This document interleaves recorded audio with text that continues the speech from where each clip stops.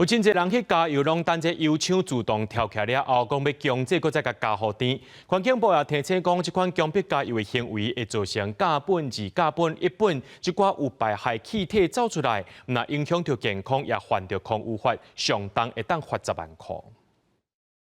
开车到加油站，油箱拍开了后，救护汽油加到满，一般到一定用量了后，油枪拢会设计会自动跳停。不过有一寡民众惊油无够用，这时阵油枪的抽一定起来接补油。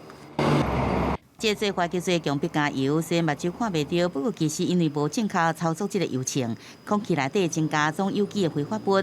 TVOC 大约3500到5500 ppbv 的油气会走散去，毋但危害健康，更加违反空污法第32条，应罚清理到10万块的罚款。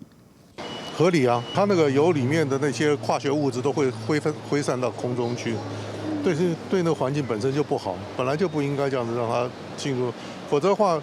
干嘛要那么多防护措施？鱼油会排出，所以反而也会造成污染。我觉得这是可行的了。罚多少？当然以现在的景气，罚越少越好。那只是一个警告而已。环境部也提醒，罚钱可能事小，危害健康更加严重。像油枪跳停了后，强迫加油，要加油了后动作伤紧，因为燃油也未完全回收入去油枪，也造成有害气体氰管26倍，定为树立大量的毒气。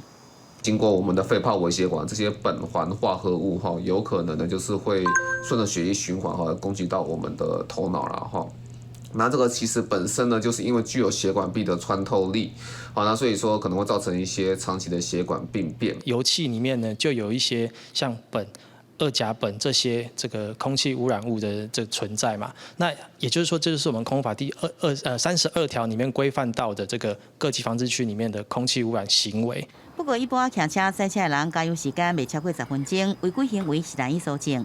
环境部是讲，是毋是真正的开发，会以执法人员判断为主。不过，也是希望民众加油时莫做出错误行为，避免为难工作人员也伤害健康。记者综合报道。